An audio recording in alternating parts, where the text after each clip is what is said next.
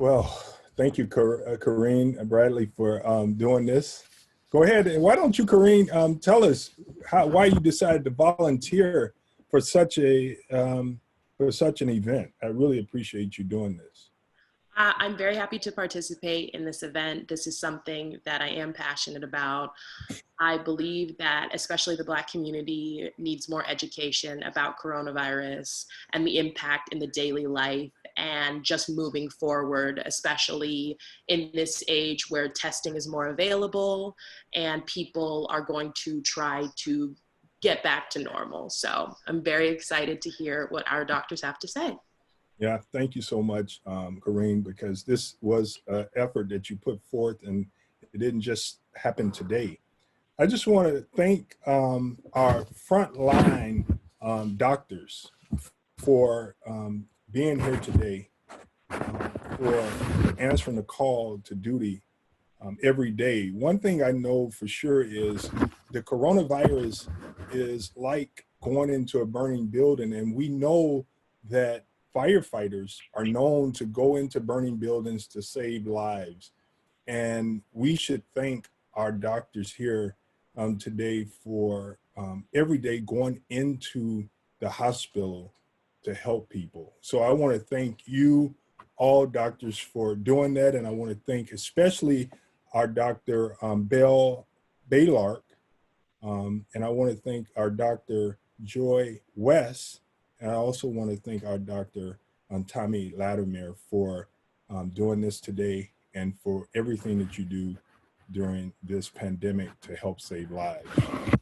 And so we should start right now and get started as to why we thought it was important to do this. There is a viewpoint from a Northwestern cardiologist by the name of Clyde W. Yancey. He's an MD, and he wrote something that is in the American Medical Association, and he wrote an opinion. And I think it sets the stage for why it's important for us to have this discussion. And he said, the US has needed a trigger to fully address healthcare disparities. COVID-19 may be the bellwether event to do it. And so we know that Blacks and minorities have died at alarming rates compared to our peers. And so the doctors here wanted to make sure that they got the message out, and I'm so grateful to them. So let us go right now to Dr. Baylark for a few words. Well, Representative Ford, I am honored today to be able to present my information that I can share with the public as relates to COVID-19 and the African-American experience. And I want to thank you for giving me the opportunity to share this very important information. And so who is Dr. Kimbrell Bell Baylark? What I know is that you, for one, people know you all over the United States. So we're lucky to have you right here on our platform today.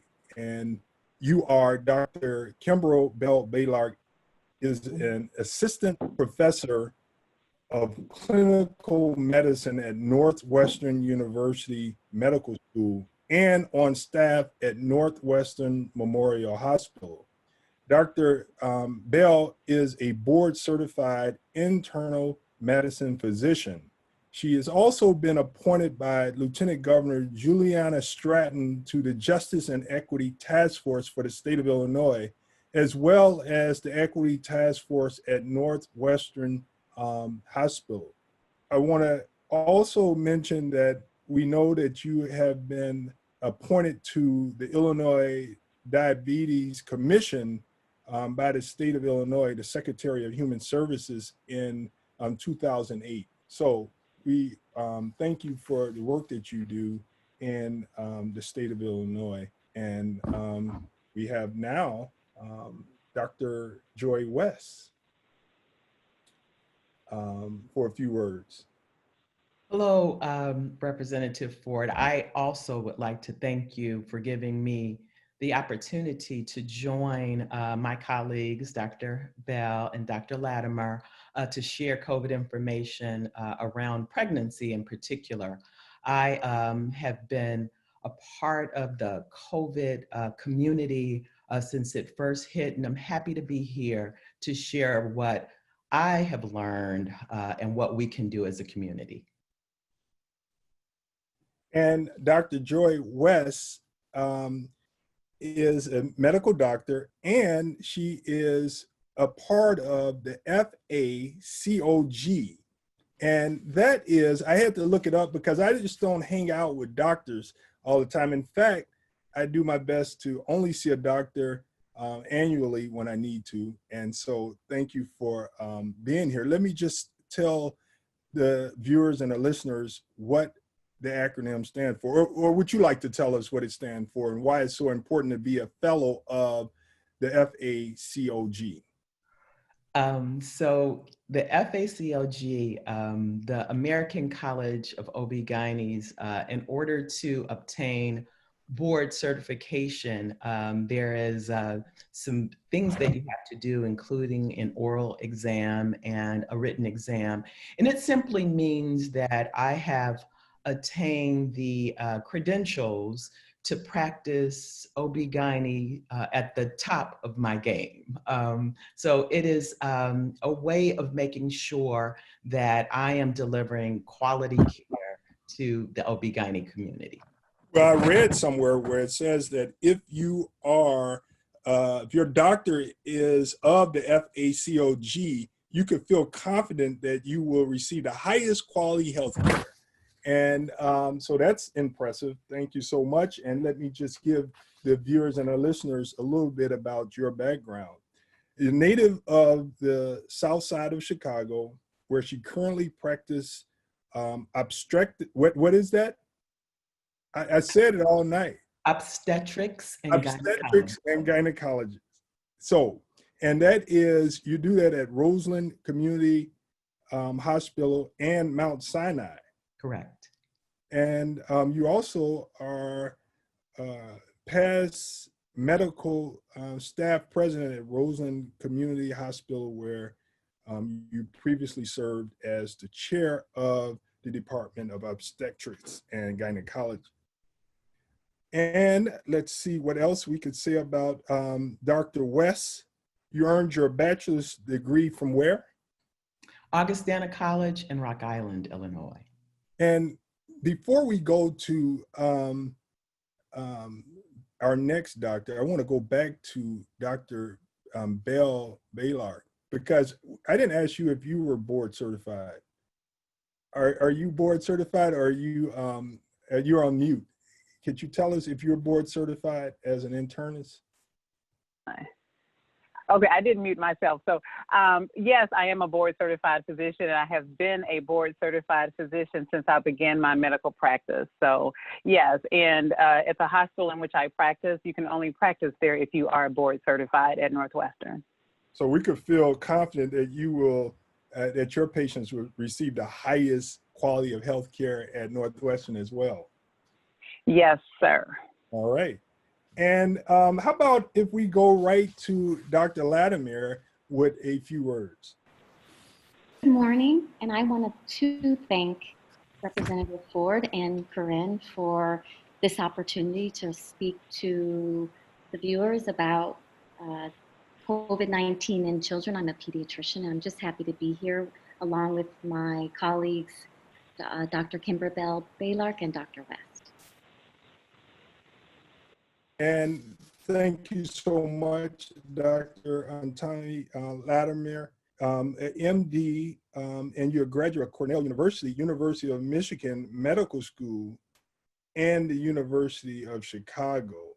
Right now, Dr. Latimer is an assistant clinical professor of pediatrics at Northwestern University, Feinberg School of Medicine. And Dr. Latimer is also the medical director of Ann and Robert H. Lurie Children Pediatrics at Denver. Deming, a primary care clinic that provides care for patients that are underserved and have complex medical problems. And I guess the question that we have to ask you is, are you board certified as well, Dr. Latimer? And you're muted. Yes, I'm a fellow in the academic pediatrics, and I am board certified. And I had to do similar activities to be able to provide the best of care. And like Dr. Bell Baylor said, Northwestern or Lurie Children's requires you to be board certified and maintain your certification. Well, thank you, doctors. And I do know that it's very important, and I think that you guys provide a lot of hope and promise for young people and inspire them to want to be just like you all. So congratulations all that you've done to get where you're at today. And with that, we should just move right away to the presentations. And our first up will be Dr. Bell Baylor. Thank you, Representative Ford. And one other thing I wanted to say, I did not mention where I attended medical school, and I graduated from Meharry Medical College in Nashville, Tennessee. So today, I would like to take a few minutes to discuss with you COVID-19, or SARS-CoV-2, its impact on the African American community, and finally, I would like to take a moment to dispel some common myths regarding this virus. The novel coronavirus, next slide please, is how this virus was initially referred to, as it was novel or new, meaning we had never seen this particular virus before anywhere in the world. COVID-19 stands for Coronavirus Disease 2019, as the virus was first identified in late 2019 in a province of China. The virus that causes COVID-19 is called SARS-CoV-2, which stands for Severe Acute Respiratory Syndrome, Coronavirus 2.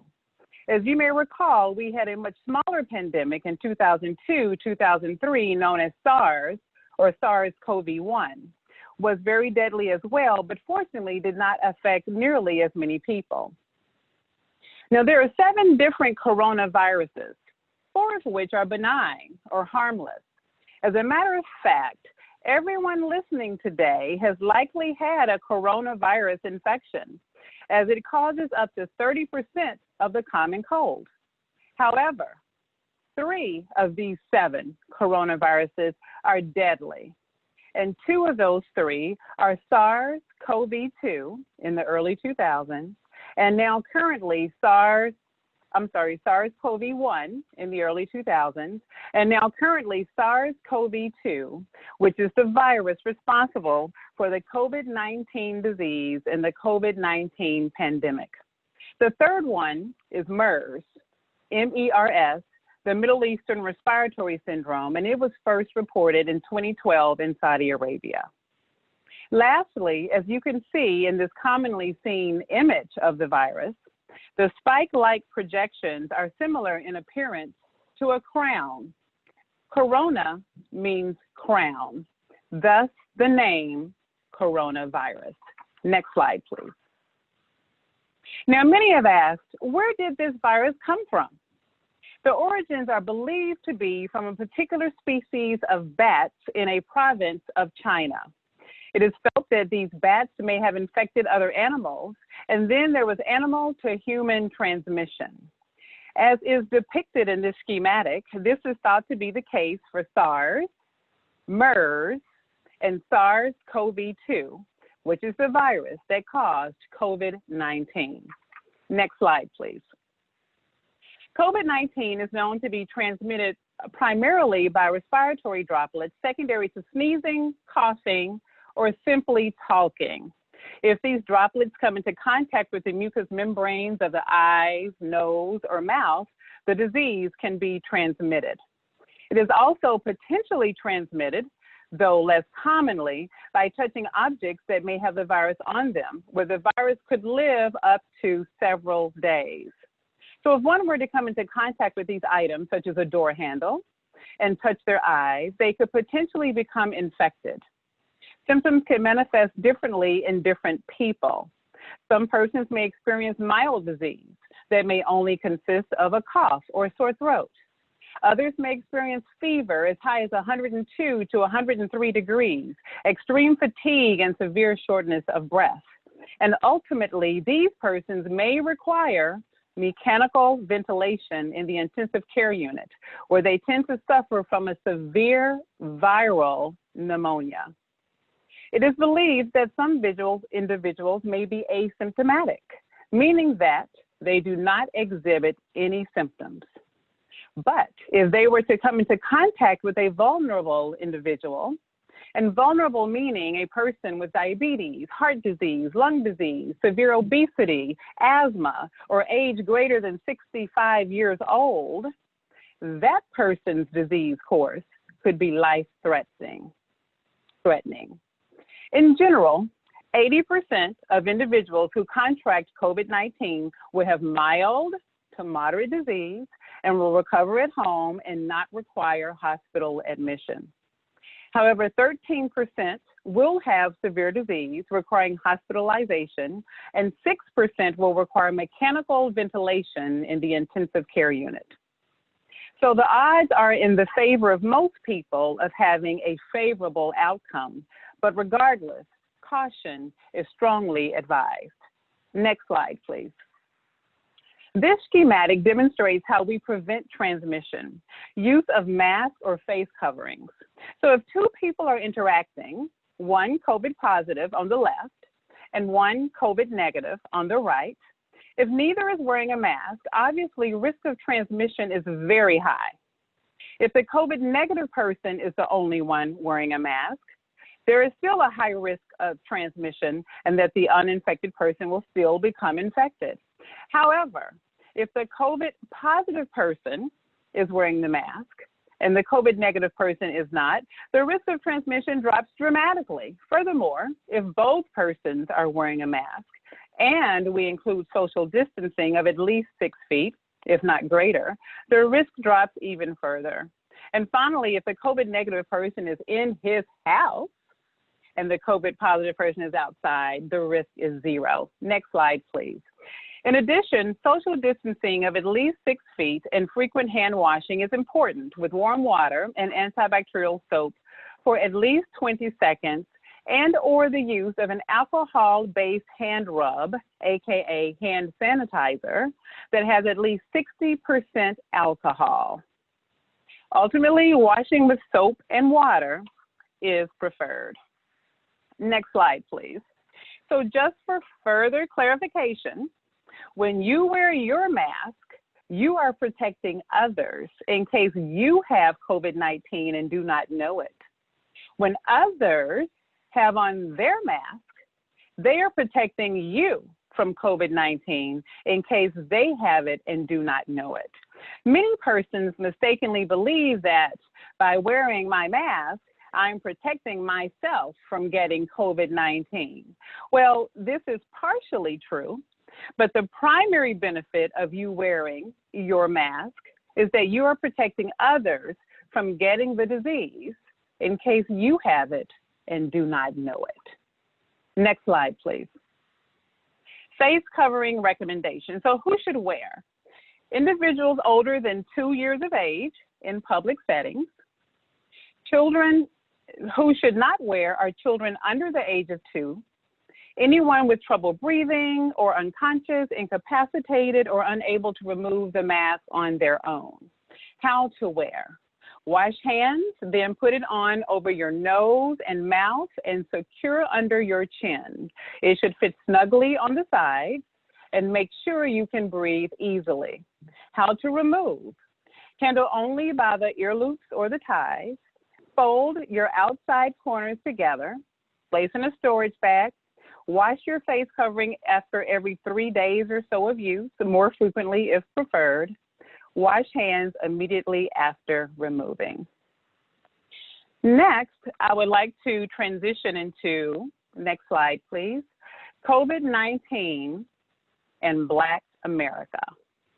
Next slide please. COVID-19's devastating impact on African Americans Depicted in this slide are 4 states, Louisiana, Illinois, Michigan, and North Carolina, as well as the city of Chicago. The date of this data was April 6, 2020, and I wanted to point out the state of COVID-19 in our country as of this date during the heightened portion of this pandemic. If you take a look at the first bar, Louisiana, in the blue shading represents 32% of the population in Louisiana that is African American. The red bar indicates that 70% of the deaths from COVID-19 were African American, though we only made up 32% of the population. And a very similar statistic for the city of Chicago. 30% of Chicago's residents are African American, yet 70% of the deaths in Chicago from COVID-19 were African American. Next slide, please. So why such the disparate impact on Black and brown people? In part, this is largely related to something known as the social determinants of health. Social determinants of health are conditions in the environments in which people are born, live, learn, work, play, worship, and age that affect a wide range of health functioning and quality of life outcomes and risk. So when we think about these things, individuals with access to resources, money, and power in general tend to do better navigating the twists and turns of life. Black Americans make up about 36 million persons, or 13% of the United States population. Blacks, relative to whites, are more likely to live in neighborhoods that lack healthy food options, green spaces, recreational facilities, lighting, and safety. Blacks are more likely to live in densely populated areas, which increase their potential contact with others. Blacks represent about 25% of all public transit users. Blacks are also less likely to have equitable healthcare access. We are more likely to be a part of the essential workforce, where we represent nearly 30% of bus drivers and nearly 20% of all food service workers, janitors, cashiers, and stockers. During a highly contagious pandemic like COVID-19, Black workers and consequently their families are overexposed. In addition, Blacks are disproportionately affected by the conditions that are considered to be risk factors for a very severe COVID-19 course if they were to contract the infection.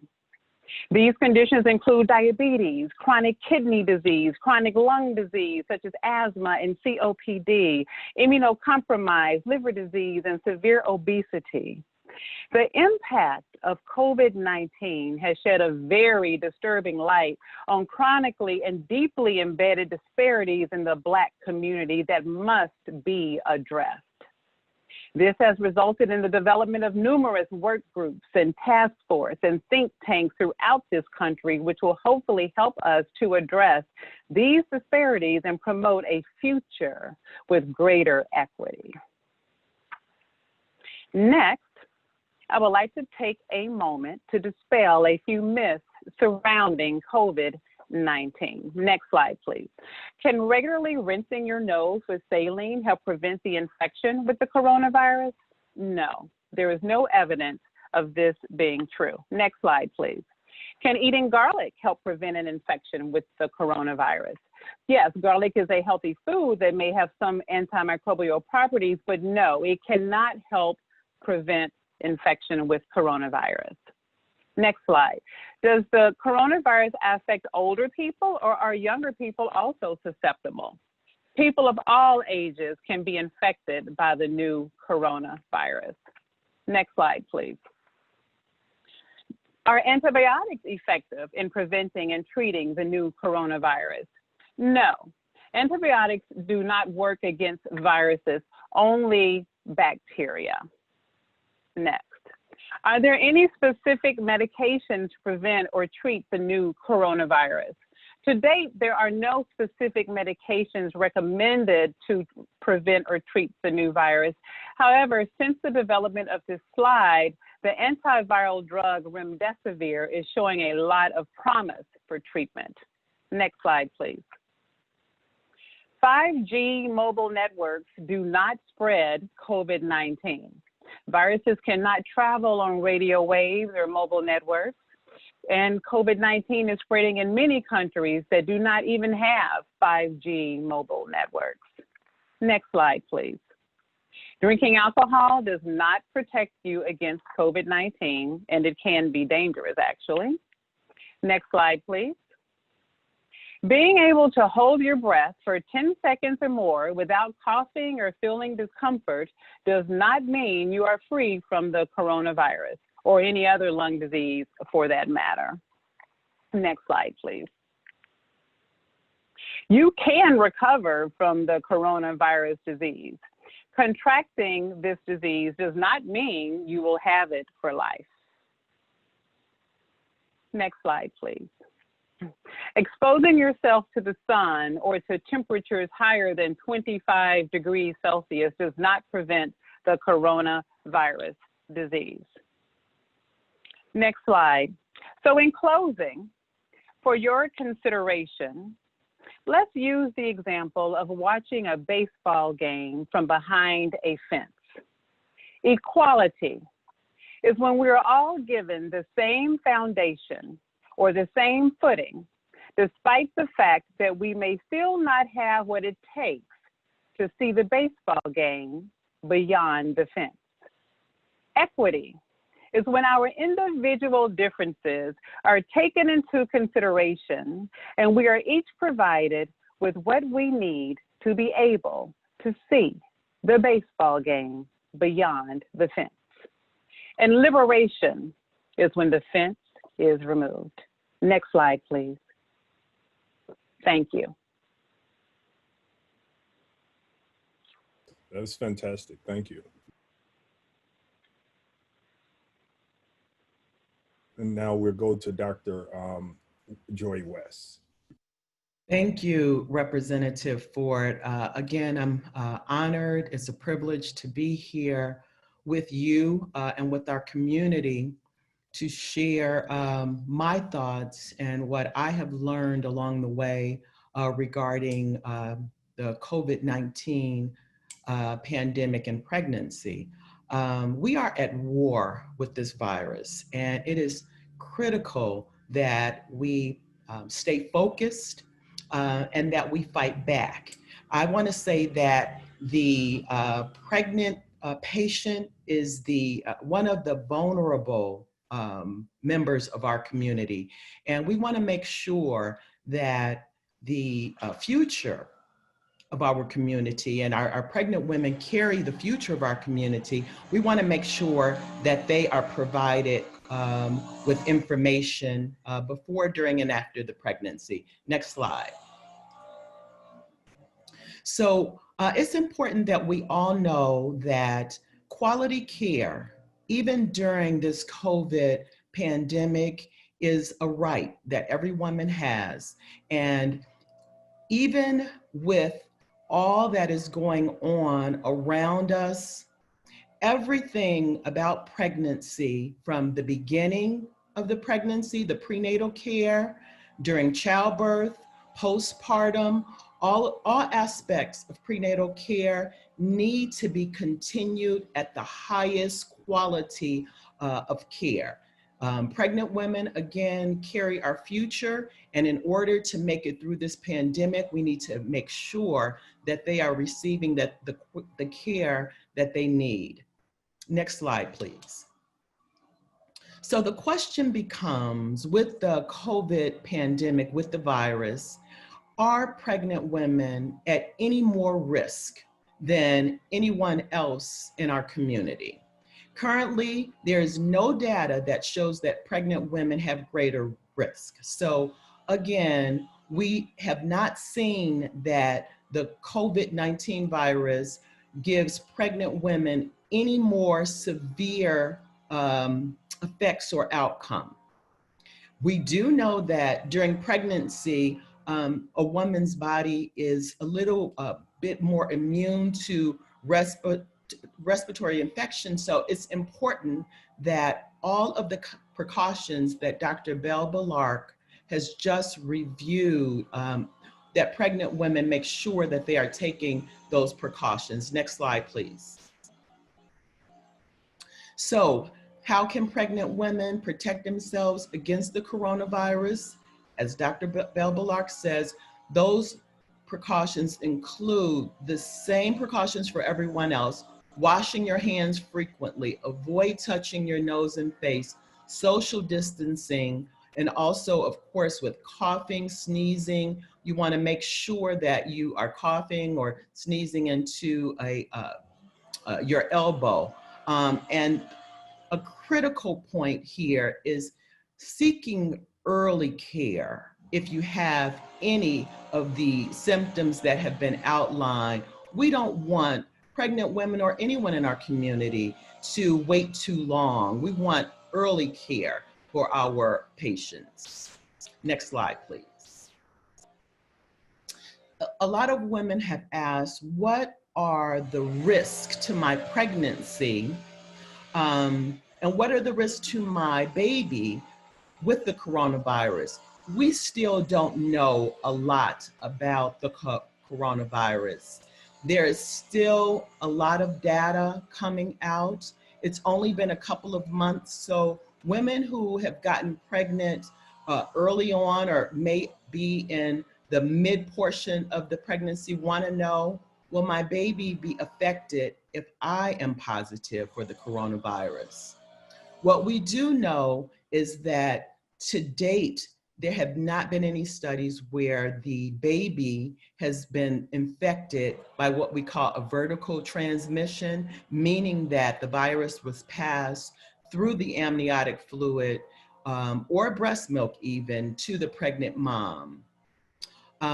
We do know also that a newborn can be infected, though, if the newborn is around a person with the coronavirus infection. So it's important that we continue the safety precautions. There's still a lot of data that we will need from researchers. We're still early in the virus, but the good news is that we don't have any evidence at this point that the virus can be passed from mom to baby while the mom is pregnant. Next slide, please. Some of the questions that have been asked around the birthing experience is whether or not a mom who is COVID positive may breastfeed. And again, we're still doing research to determine the best way to interact between a COVID positive mom and her child. At this point, we are saying that a COVID positive mom may breastfeed. However, she should practice respiratory hygiene by wearing a mask and, of course, washing her hands before and after touching the baby, and routinely clean and disinfect all surfaces around the house. But again, we know that breast milk is the best milk, and we want to encourage pregnant moms to bond with their babies and give their babies the advantage of starting off with the breastfeeding. Next slide. In childbirth or in labor, we want to make sure as obstetricians and gynecologists that all women, COVID positive, COVID negative, are treated with respect and dignity. On our labor and delivery units, the American College of Gynecologists have made it quite clear that we want to make sure that our patients are comfortable. We are allowing a companion to be there with the birthing mom. We're encouraging our mothers to communicate with the staff all of their needs. Some of the adjustments that we have made on the labor and delivery unit include offering early epidurals even to make sure that We can avoid general anesthesia if necessary. We are in communication with our patients, and we're asking our patients to be open about their desires, even if they are COVID positive. We know, as Dr. Bell Balark said, there's a lot of asymptomatic patients, and so patients can have symptoms, cannot have symptoms, be positive, feel perfectly normal. We want to allow that positive birthing experience, even for the COVID positive moms. Next slide, please. The question about maternal mortality is very, very important. Black women, studies have shown, have 4 times the rate of dying in childbirth than white women. This is a crisis in the United States, and many of you may have heard about Black women dying in childbirth. This is very real, and it is alarming. The COVID-19 epidemic has only magnified what we know are healthcare disparities which predispose Black women to die in childbirth. And some of those things, as was mentioned earlier, are the social determinants of health. Black women are dying in childbirth because of lack of access to quality prenatal care, quality intrapartum or labor and delivery care. We know that in order to have a positive birthing experience, we have to have some basic things like housing, jobs, income, good food.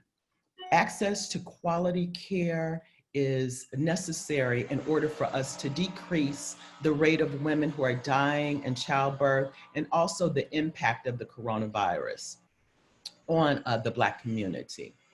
We want to also identify one of the reasons why Black women are dying in childbirth, and provider bias when women are getting to the hospital in childbirth. We know from Serena Williams, for example, she mentioned her childbirth experience. Beyonce mentioned that they had difficulty being heard as Black women, having their needs met as Black women. So there's room for all of us to encourage African-American women to make sure that their voices are being heard. We need to, as providers, as physicians, be culturally sensitive to the needs of Black women, particularly in labor, particularly during the COVID-19 pandemic.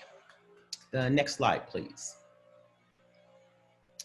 I want to take a minute to talk about testing. I'm very passionate, Rep. Ford, and we talked about this a little bit. Testing right now in this pandemic is critical, and people want to know, why is there a need for testing? I haven't gone anywhere. I'm staying at home. Why do I need to be tested? We know that the vast majority of folks who are COVID positive have no symptoms. Testing will help to identify the asymptomatic carriers of the virus that may be bringing it home to family members who have those comorbidities and who are at risk for having a devastating outcome. So the why of the testing is to identify the asymptomatic carriers mainly. Of course, if you're having symptoms, you need to be tested. But for us to really flatten the curve and for us to really put an end to the virus, we need to get more robust testing. This virus is cunning and it's ubiquitous, meaning it is everywhere, and testing will help us to identify who needs to quarantine and stay in place. There are 2 types of tests there are more than 2 types of tests. Right now, there are 2 tests that are being offered. One is the nasal swab, which is really testing for the actual virus. And the nasal swab can be either nasal or nasopharyngeal, where the swab is placed to the back of the nose, or nasal to the front of the nose. And then the second test is the blood draw, which is where we're actually testing for the body's response to the virus, which is the production of antibodies. So the 2 main tests that are being offered right now are the nasal swab and the antibody testing, which is the blood draw. We have heard so many reasons why a lot of folks in our community are reluctant. They're skeptical of testing right now. And we understand that there's a mistrust in our community of public healthcare systems because of the way African Americans have been treated in the past. But we know that the stakes are high right now, and we have to get past that to get to the point where we are being tested. There are testing sites that are provided throughout the city of Chicago, throughout the state of Illinois. For some, there are barriers to testing, such as, you can't get tested unless you have symptoms, or you can't get tested without insurance. There are sites that are offering free testing. There are sites that are offering convenient hours. And I think Rep. Ford, you're gonna speak to that a little bit later on, but I wanna just encourage members of our community to get tested. Next slide, please. And finally, I'd like to end with the impact of the coronavirus pandemic on our mental health. We are all very stressed out. This is a heavy, worrisome, fearful time for all of us. And we have every right to feel afraid right now, but we can't let that fear paralyze us. We can't let that fear keep us from moving to action, whether it may be testing, whether it may be developing coping mechanisms such as going outside just to get some fresh air. We want to, as physicians today, to let all of our community know that we are here to listen to your mental health concerns. And it is perfectly fine to say, I'm not okay. I need to talk with someone. I need to talk to a friend. I need to talk to a healthcare provider. There are national agencies. The National Alliance on Mental Illness, or NAMI, has representatives who are always ready to talk. We have to take the time to take care of ourselves and our community during this COVID pandemic. And finally, I want to say that for our community who may have tested positive, we want to say that the stigma around positive testing is very real. We understand that, but we have to get past that. Being COVID positive is not a death sentence. As mentioned by Dr. Bell Ballard, the vast majority of patients have no symptoms or will recover from the coronavirus. This is a time to address our individual needs and the needs of our community. Thank you, Rep. Ford, and I'll hand it over to Dr. Latimer at this point. Yeah, and for those that have just joined us, I want to just say that today's conversation is on the novel coronavirus and the impact on people, with a focus on African American communities, pregnancy and mental health, and children as it relates to COVID-19. And I want to thank Dr. Bell Ballard for her impactful information that she gave, and also thank Dr. West for her impactful statements, especially on mental health during this time of COVID-19. And we should go now to Dr. Latimer for her presentation. Thank you. Thanks. Good morning, and thank you for this opportunity. My name is Dr. Latimer, and I'm a pediatrician, and we're talking about COVID-19 in children. Next slide. So symptoms of COVID-19 in children are very similar to adults. Fever, cough, feeling tired, headaches, diarrhea and vomiting, which are very similar to the flu, but we know that this is not the flu. And also children can have no symptoms. We're not quite sure how many, because we're not doing testing, as Dr. Bell Ballard and Dr. West have mentioned. But we do know that children tend to have, if they are infected with COVID-19, their symptoms tend to be mild or no symptoms. The concern is when children don't have any symptoms, they're asymptomatic, then they're likely to shed the virus to those that are at risk, like those that have chronic medical problems in the elderly. Children are less likely than adults to experience fever, cough, and shortness of breath. And again, most children have mild or no symptoms. Next slide. This graph, dated from May 21, looks at the percent of children with COVID-19. One underlying or overarching point is that the information and data that we're getting around COVID-19 changes by the week, day, and sometimes by the minute.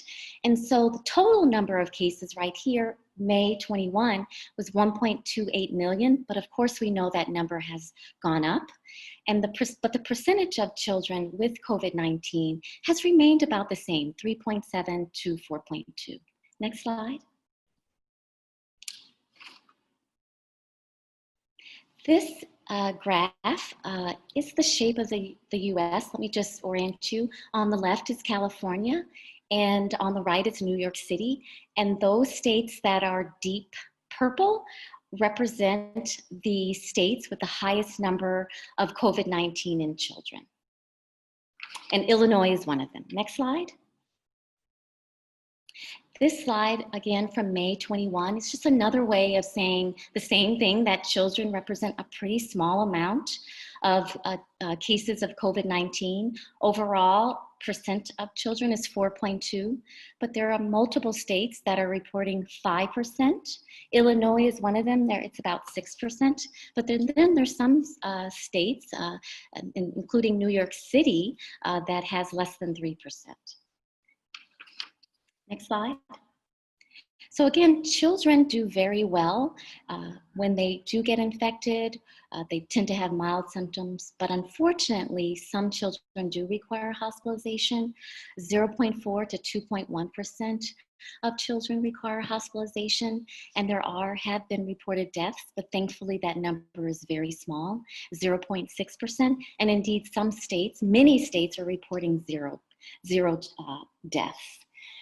The risk factors for severe complications requiring hospitalizations are infants less than 12 months of age, children with complex medical problems like asthma, children born with heart defects, children that are obese, and we're not sure why that is, as well as children with cancer and other problems of the immune system. But the majority of children, 55% or more, have either mild symptoms like fever, fatigue, or muscle aches, or no symptoms. Next slide.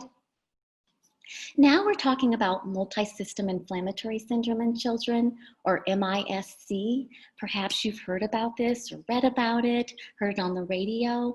It's a syndrome that was first reported in the United Kingdom and then was reported in other states, especially New York City, which had the highest number. Other states have reported, including Illinois. And I know this slide has a lot of information. I'll just break it down. We are learning lots more about this syndrome, but the criteria to make the diagnosis is children and adolescents under 21 years of age, laboratory or blood test evidence of inflammation, and these are blood tests that you obtain in the blood. Inflammation is what we describe as swelling. These children are really sick, so they require hospitalization. And then greater than two or more organs are involved, like the heart or the lungs or the blood. And then the medical team has kind of crossed out other signs or causes of this illness, like sepsis, which is serious infection of the blood, bacterial infection of the blood. These children with this syndrome are positive for COVID-19 or antibody positive for COVID-19 or have been exposed to COVID-19 within the last 4 weeks. Next slide. Some signs and symptoms of MISC: fever, and especially prolonged or persistent fever. They can have rash or swollen hands and feet, red eyes.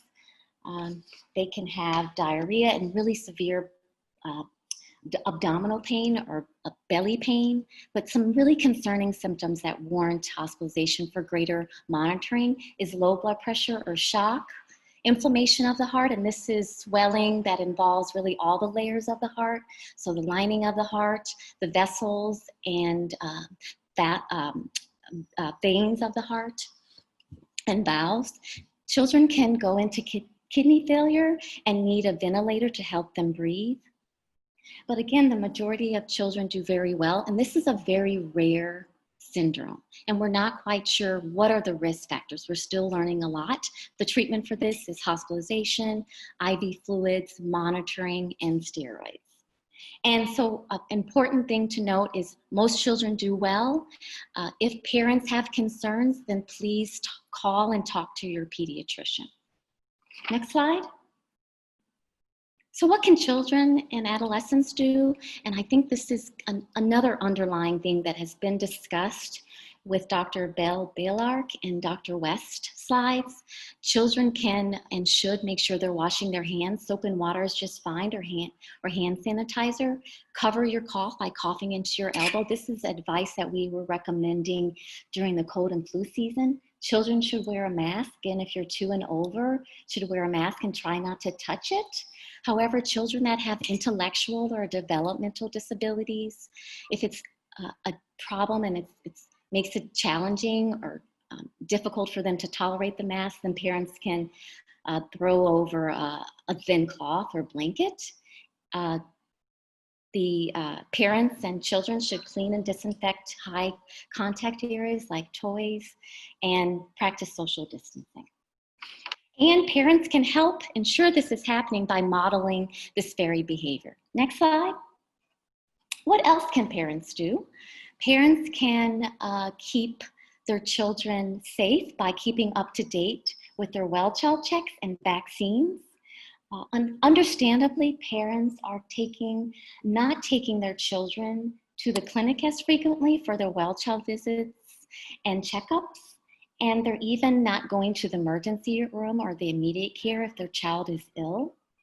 Experts like the CDC, unfortunately, have noted a significant decline in immunization rates, leading to a real concern that we're going to have an outbreak of vaccine preventable diseases like we've seen in the past, involving measles or pertussis, which is whooping cough, to name a few diseases.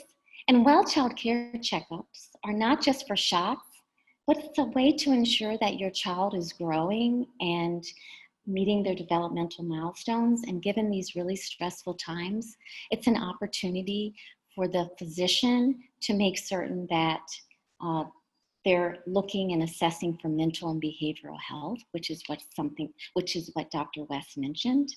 These visits are most successful when performed in clinic, and clinics are taking all necessary precautions to keep patients, families, and staff safe. Next slide.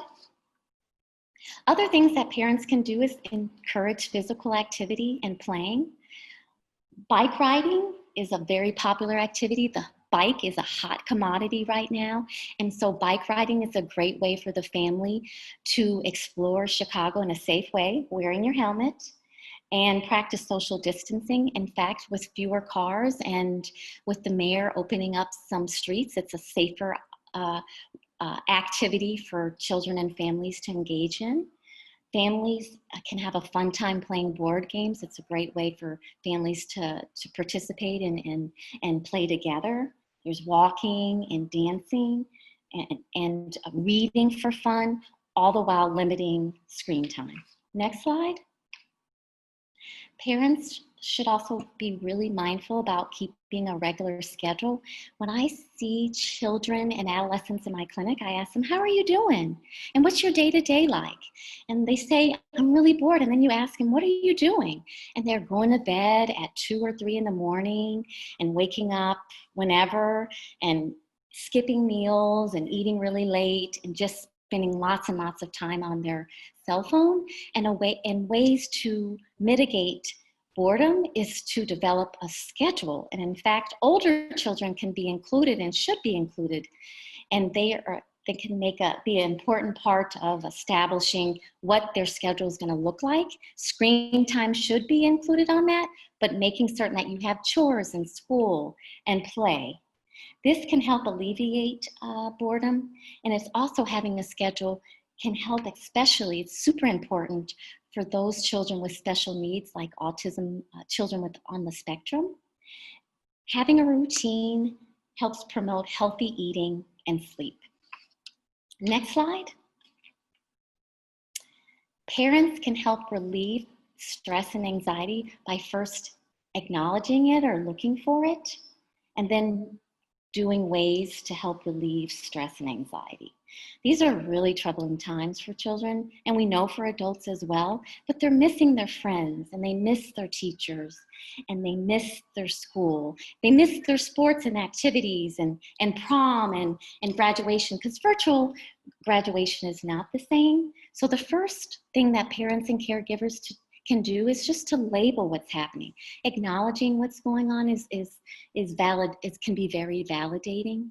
And then parents should really try as best they can to own and resolve their own anxiety. And we know it can be significant, as Dr. Bellark and Dr. West have mentioned. Their parents are dealing with food insecurity or housing or unemployment. So trying best they can to address those, and guiding their children to engage in mindfulness techniques. And parents can help with that too, with deep breathing and yoga. And there's a lot of really fun and interesting resources online. And then predictability. This goes back to routine. Predictability in a routine is very important in decreasing anxiety as well as depression. Next slide.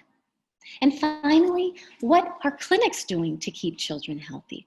This is not my clinic, Lurie Children's Pediatrics, but this does give you an idea of what my clinic is doing and others.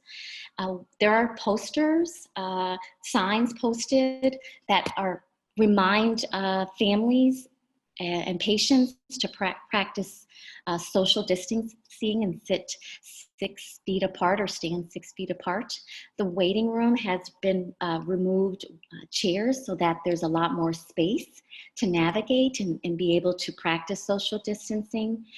The rooms are separated. So well children are on one side of the clinic and children that are sick with fever or cough are another side. We are cleaning and disinfecting before and after patients, high touch areas. And staff, patients and family are wearing masks. And so this is a way to let families know that it's safe to come to clinic.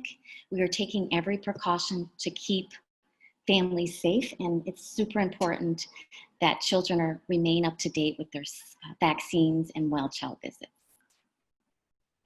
And we're ready to take questions. Thank you for your time. Thank you for that important, passionate presentation, Dr. Latimer. I think that your patients are lucky to have you when they come in. The children must love you. So let me just thank all of the doctors. Let me start by thanking Dr. Kimbrough Bellark. And if you missed it, she is an assistant professor of clinical medicine at Northwestern University Medical School and on staff at Northwestern Memorial Hospital. And she is board certified as an internal medicine physician. And we also want to thank Dr. Joy B. West, a medical doctor and a member of the FACOG. And she is on the medical team at the Roseland Community Hospital and Mount Sinai Hospital. And she's with OB-GYN. How about that? I'll just say it that way.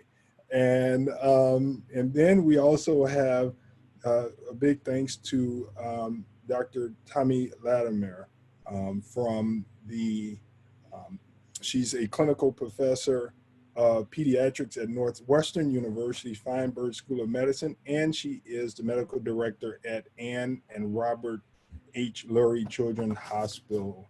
And so we want to thank you all for that. And I think that we can open it up to questions. I do have a few questions before we turn it over to our partner here, Corrine.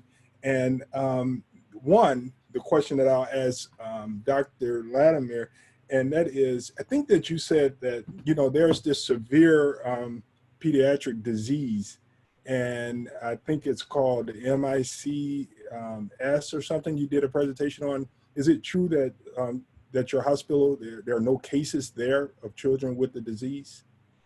So the syndrome is called MISC, or multi-system inflammation in children, syndrome in children, multi-system inflammatory syndrome in children. And there are cases in Illinois. I'm not quite sure if there is a case at Lurie Children's, but there are cases in Illinois, but this is still a very rare disease.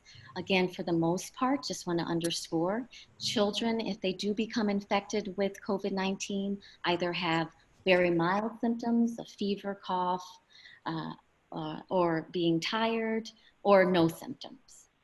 Thank you. And my final question, there are a lot of questions, but we want to keep it compact. And this one is pretty simple. You know, during the COVID-19 pandemic, what motivates each of you doctors to get up every day to go into your workplace? We'll start with Dr.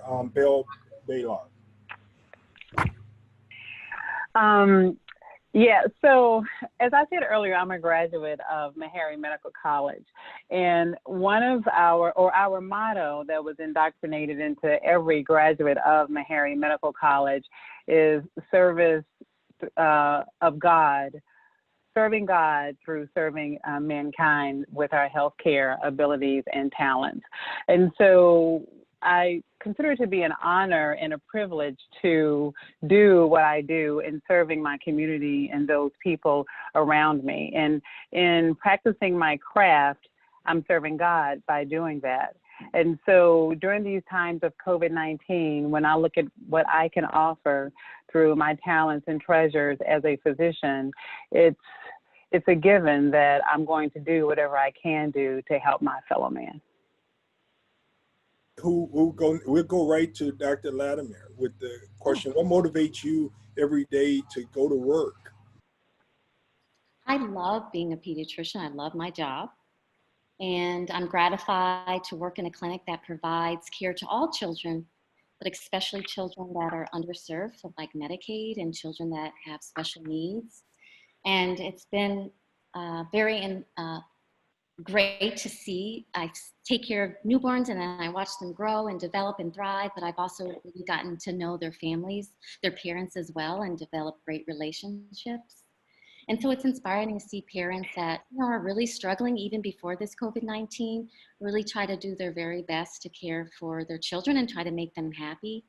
And lastly, it is very gratifying and rewarding to come to work and work alongside my colleagues that are like-minded, and not just fellow doctors, but nurses and medical assistants and those at a front desk, really just the whole entire medical team that has a working toward a shared goal of just providing the best care for children, regardless of what's happening in the world, whether it's a pandemic or not.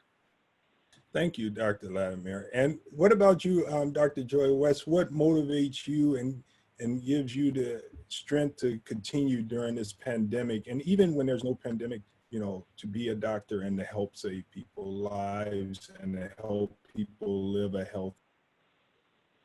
Well, I'll be quite honest, Representative Ford, this is a tough time to be a healthcare provider. This is a difficult time to be a doctor.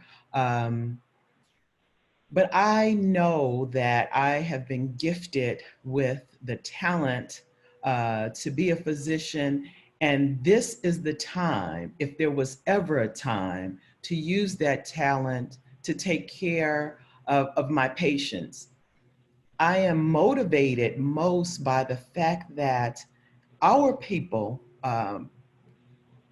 mostly on the south side of Chicago, who are being hit hard by this virus, need my talent. They need the talent of African-American physicians. The majority of the doctors who are taking care of the underserved are African-American doctors. This is our time to step in to do our part. So I'm motivated by the fact that I have been gifted with this talent, and this is the time for me to use it. I'm motivated by the fact that I can kind of feel the pride of the ancestors, knowing that we are here as African American physicians to take care of our own. I think that we're going to turn it over to Corrine. I don't know how many questions are we prepared to ask questions? Can I ask one more question? Or should we go, let's go right to, I see your, let's go right to Corrine. We actually did get a question from one of the participants, and they actually had a question about resources for children in virtual mental health awareness. And I'm sure that we can extend that just to people of color who are struggling mentally during this time. And so everyone, whoever wants to take that should go right ahead. I'll take that first. There are a lot of resources. I'll just name two, but I'm happy to provide that viewer some different links. But two sources: the University of Washington has information on mindfulness techniques, and then Goes In. It's an organization that helps children manage their anxiety. But again, I'm happy to provide other resources as well. Also, your pediatrician is a good resource too. Fantastic. And if we'll get those and link them to make sure that everyone visiting Representative Ford's page can have access to all of that. We do actually have another question that has come in. Someone has asked, do you have plenty of PPE in your practices? Do you feel that you are safe from contracting COVID-19? And they wanted to thank you all for your service. So I can start with that one. So yes, we do.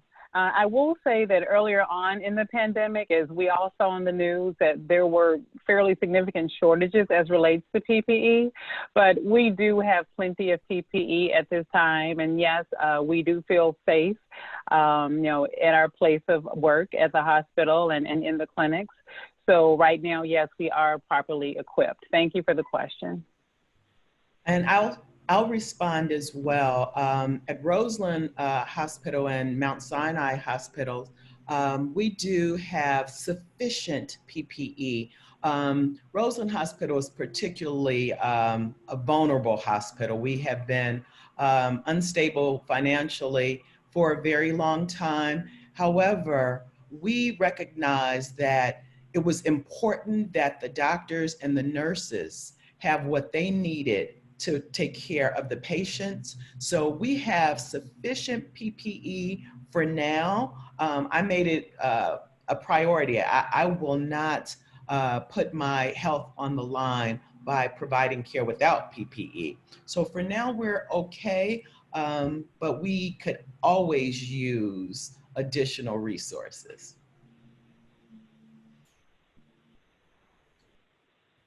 Okay, and then we do have another question that has come in from Facebook. Someone wanted to know, where should a parent take their child if they suspect COVID infection, the ER or the clinic? Take that. So at Lurie Children's Pediatrics and my clinic, Lurie Children's Pediatric at Deming, we encourage families to call first, please. And what we do is we have a COVID-19 hotline that we can then refer the patient to this hotline. And they're usually very prompt at returning the parent's phone call. And then they get information about the symptoms and they can schedule an appointment. We have testing at Lurie Children's, the Clark and Deming location, which is in Lincoln Park. We also have testing at the downtown location, 225 East Chicago, and I think we have another location out in the suburbs. And so we are encouraging families to call, and sometimes the physician can put in the order as well. And this is all in the effort of keeping the patient and family safe, and also staff and other patients, rather than just having them come to the clinic or the emergency room. If families are really concerned about getting testing, this is what we advise: to call the clinic and also COVID-19 hotline. And again, it's very safe. It's super organized. You come to the site, you stay in your car, they take the swab, they get a nasal swab or nasopharyngeal swab, and you do not leave your car. And it's super well run and very organized. And you can get the information in about 1 to 2 days. Thank you for that. We also have another question, and this is, I guess, to any of the physicians that see patients in their office. Do you offer masks to your patients when they come to the office, or is that something that they should be bringing themselves? At Northwestern, we, as the patient enters the hospital, they are screened for a temperature to make sure they don't have fever. They're screened for certain symptoms verbally, and they're also provided a mask. Yes, likewise at Lurie Children's Pediatrics. Okay, fantastic. I'd like to respond to that as well. On labor and delivery at both hospitals where I'm on staff, all patients must have a mask, even while in labor, which is especially important. And if they don't have one, we will provide one.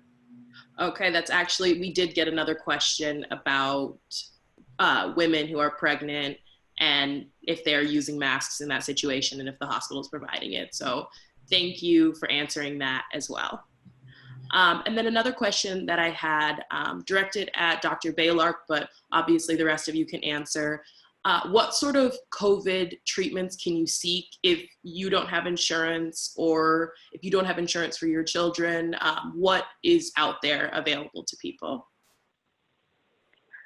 So in regard to not having insurance, part of what helps to try and offset the cost of some of the COVID testing, well, first off, with testing, everyone can get testing, and testing is paid for. First off, if you have insurances, testing is 100% paid for. However, for those individuals who don't necessarily have insurance, the CARES Act, which is something that many of you may be familiar with, which is the Coronavirus Aid, Relief, and Economic Security Act, is an act that provides monies to help pay for and step in to assist those individuals who do not have insurance or the ability to pay.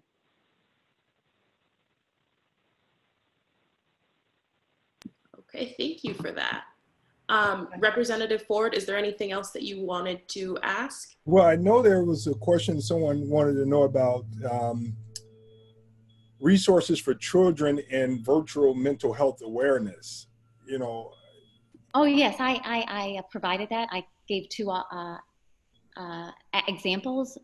The University of Washington on their website has some information on mindfulness techniques and goes in, but I'm happy to provide some more information on that. It's just, I just have those 2 examples readily available. So thank you for that. So let's just answer the question that's critical, I think, as we move away from COVID-19, because one day it will be lessened. I do believe it will be lessened, and fewer people will have the coronavirus.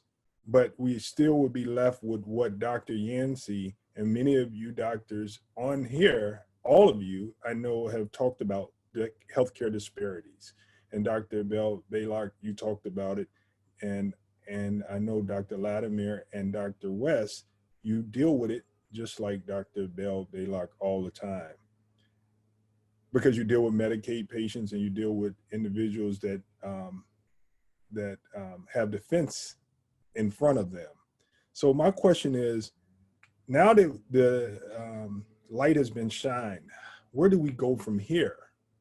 Where do we go from here if you are advising government and businesses and the community? How do we, as an African-American community and people that struggle with all of the pre-existing conditions, have better health? Even when it's very difficult, because we seem like it's not affordable. It's not affordable to eat healthy because people think that you have to have a lot of money to have fruits and vegetables. I mean, can we get out of this, or is this something that we're going to live with for eternity? I do not think it's something we're going to live with for eternity. But just as the disparate nature of what's going on in our communities did not develop overnight, is not going to get better overnight. But what I feel to be very important in this situation is that we do have the desire, the need, and the ability to want to try and help improve the state of our disparate population. And Dr. West does serve along with me as well on the Lieutenant Governor Juliana Stratton's task force.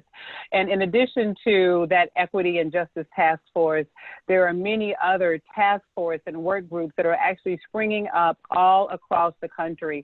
And in the words of Dr. Clyde Yancey and the opinion he wrote in the Journal of the American Medical Association, perhaps COVID-19 has been that bellwether event that will change things for us in this country. I'd like to add to Dr. Bell-Balak's comments in terms of moving forward, where we go from here as we're reopening economies. We still have a huge virus problem, and that trumps, for lack of a better word, the economy problem. So we have to stay focused on the right here, right now, as much as we want to move forward. Better days are ahead. People ask about the second wave. We'll be prepared if and when there's a second wave, because we'll know to wear the mask. We'll know to socially distance. We got caught off guard with this first part. But if there's a second wave, we'll be ready. But for right now, we have to be present in this moment and do everything that we can to make sure that we are saving lives. We don't want to lose any one life that we could possibly save. I think that means testing, contact tracing, and isolation. With any infectious disease, that is the way you bring an end to it. You've got to test, find out who those positives are, find out their contacts, and then isolate them. So we need a robust effort right here, right now, in order that we can see those brighter days in the future. And I'll just add, this is Tommy Latimer, I'll just add that as a pediatrician, I hope that leadership is really thinking hard on how do we get children back to school. How do we do that in a safe way? Because if children are at home, how do the parents, how are they able to go to work? And also virtual learning is okay, but we know that that cannot take the place of in-person, face-to-face learning. So how do we work on that? I know we can be creative and find a safe way to do so. See, I want to thank all the doctors for doing this. I want to give a special thanks to Dr. Bell-Balak for organizing this effort and bringing and introducing me to two fantastic doctors right here in Chicago. Thank you all for what you do. And we know that this is going to be just part one, and there's going to be a part two that Dr. Kimbrough Balak has already start organizing, and that is she's already pulled together a psychiatrist, and that's Dr. Crystal Clark, where our focus will be on resilience, recovery, mental health, self-care, as well as the latest updates on COVID-19 testing, the importance of contact tracing, treatment, antibody testing, and the vaccination. And so I want to thank you for pulling that together for us, Dr. Balak. And maybe we should just make sure that before we go, that we give everyone closing remarks. And we'll start, of course, with, why don't we start with Dr. Joy West? Thank you again, Representative Ford, for the opportunity to keep the pandemic right in front of our community. I want to just close by saying that We are in it, the Black physicians, we are in it to save our community, and we'll continue to do everything we can to make sure that our patients get the excellent care that they need. And beyond that, we'll make sure that our community as well, the voices of our community are heard. Thank you. Thank you. And Dr. Latimer? Hold on one second, Dr. Latimer. Sorry. Thanks again for this opportunity, Representative Ford and Corinne Bradley. I had a really good time being here. I knew Dr. Baylor, but it was a pleasure to also get to meet Dr. Joy West. And as a pediatrician, I encourage parents to know that it's safe to go to your clinics, and let's please keep our children up to date with their well child visits and vaccinations. And please keep in touch with your physician, pediatrician, if you have any questions. Thanks for this opportunity. And Dr.